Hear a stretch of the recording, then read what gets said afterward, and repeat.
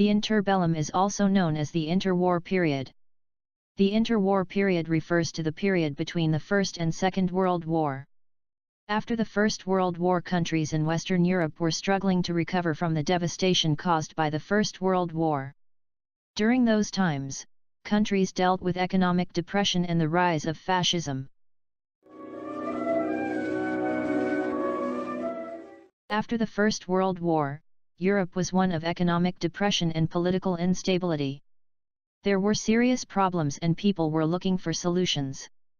Many people started thinking that those solutions could be found in ideology. Nationalism was very present at that time. President Woodrow Wilson, an American president, was trying to spread democracy. Unfortunately for him, he had a lot of opponents. Many people blamed the capitalist economy associated with democracy for the Great Depression.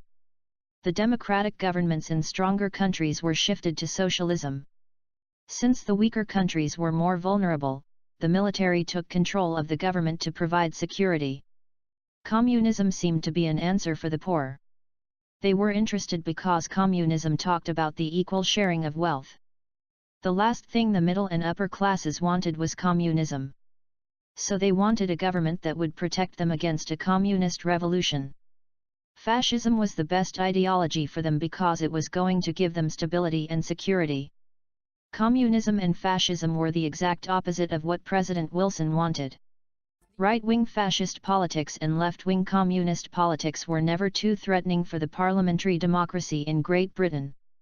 The centrist Conservative and Labour parties disagreed on the role the government had to play during the Great Depression, but they both agreed that communism had to be stopped. Although there was a Communist Party in Britain, the British Communist Party, founded in 1920 by Lenin's Comintern, it was never a revolutionary threat, it was a small party.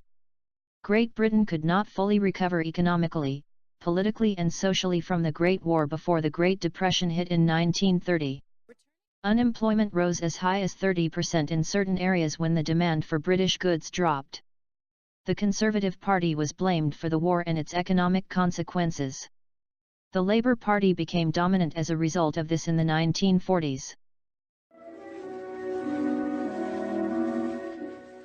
During the 1920s, Britain suffered high unemployment after 1919 as the economy failed to expand in post-war markets.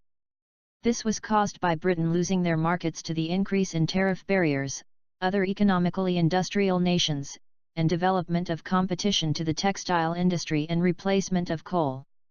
By 1921, unemployed receiving benefit payments reached over 2 million. Economic stress relieved through programs including unemployment insurance, old age pensions, and subsidizing housing. Before the Labour Party came to power in 1924 and in 1929, Britain had adopted a welfare state to ensure there was no decline in the standard of living for British workers. After the war, Britain amassed huge amounts of debt, and saw themselves in an economic recession. In 1926, Winston Churchill, in order to stimulate the economy, returned England to a monetary gold standard. However, instead of valuing the pound at current economic levels, Churchill valued it at pre-war parity. Unfortunately, the pound was worth much more during the war than it was after. Because of the return to the gold standard, in 1926 the pound was valued 10% higher than it was worth internationally.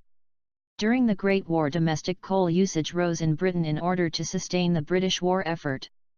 In 1925, American economist Dawes introduced the Dawes Plan, which allowed Germany to pay a portion of its war reparations to France in coal rather than money. Due to the presence of free coal in the world market, both the demand for and price of coal fell. Due to these factors, coupled with the return to the gold standard in 1926, profits from coal exports plummeted. As coal exports fell, mine owners attempted to normalize profits by implementing wage reductions on their employees. In what became known as Red Friday, the government promised to subsidize any wage reductions that emerged. This day was called Red Friday due to its socialist nature, and was seen as a victory for the working class. However, due to economic and political pressures, these subsidies were soon revoked. Because of this, the miners began to strike, in what became known as the General Strike of 1926. Although without union support, the miners continued to strike until November 1926, when financial pressures forced them back to work for longer hours and less pay. Late into the 1930s, Britain began to see economic recovery and growth. The General Tariff of 1932 saw government revenue increase, and the movement away from the gold standard allowed for economic revitalization. New industries such as chemicals and auto manufacturing allowed for economic expansion, unlike the shipping and coal industries of the earlier interwar years. As well, due to the rise of Nazi Germany, British military spending began in 1937. This spending helped to increase economic growth until Britain officially entered the war in 1939. From 1939 on, Britain had a wartime economy, and economic expansion continued to increase.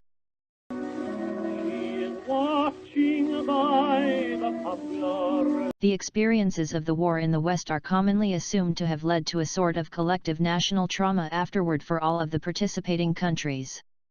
The optimism of 1900 was gone, and those who fought became what is known as the lost generation, because they never fully recovered from their suffering.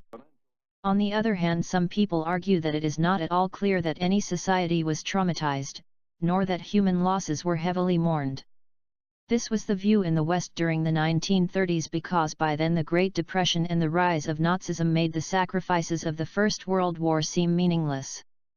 This was not clear in the 1920s. Neither Hitler's Germany nor the Soviet Union displayed any evidence that the First World War was at all traumatic. The real trauma for the British political class was the possibility of any war. The traditional British policy of a balance of power in Europe no longer safeguarded the British home population. Out of this fear came appeasement. One gruesome reminder of the sacrifices of the generation was the fact that this was one of the first times in conflict whereby more men had died in battle than to disease, which had been the main cause of deaths in most previous wars. The Russo-Japanese War was the first conflict where battle deaths outnumbered disease deaths, but it had been fought on a much smaller scale between just two nations. This social trauma made itself manifest in many different ways. Some people were revolted by nationalism and what it had caused, so they began to work toward a more internationalist world through organizations such as the League of Nations. Pacifism became increasingly popular. Others had the opposite reaction, feeling that only military strength could be relied on for protection in a chaotic and inhumane world that did not respect hypothetical notions of civilization. The end of the war brought a baby boom to many countries, especially Western ones. There is some disagreement as to the precise beginning and ending dates of the post-war baby boom, but it is most often agreed to begin in the years immediately after the war, ending more than a decade later. After a short baby boom immediately after the war peaking in 1946, the United Kingdom experienced a second baby boom during the 1960s, with a peak in births in 1964, and a third, smaller boom peaking in 1990. Writers of the immediate post-war years found a need to find a style and voice in order to speak of the new social, cultural and moral realities of the post-war world. This new world was so often viewed as a world of alienation, rootlessness and anonymity. In this new civilization it was no longer possible to write in the style of Jane Austen, and new modes of expression had to be found. In the 1920s, novels reveal a shell-shocked world, shocked by the war and its aftermath, with the portrayal of characters such as the incomprehensible uncertainties of Mrs. Dalloway by Virginia Woolf.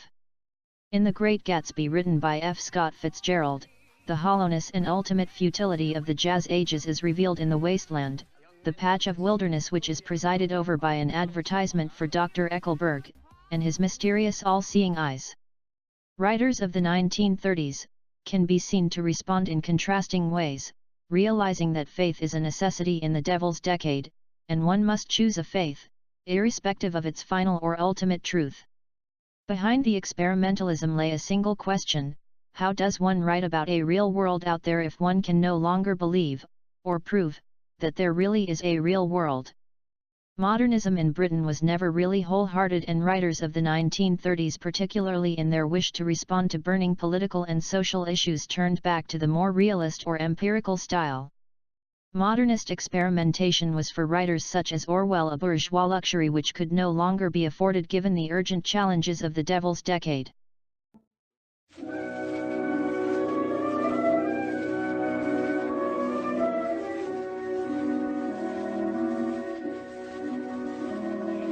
Watching by the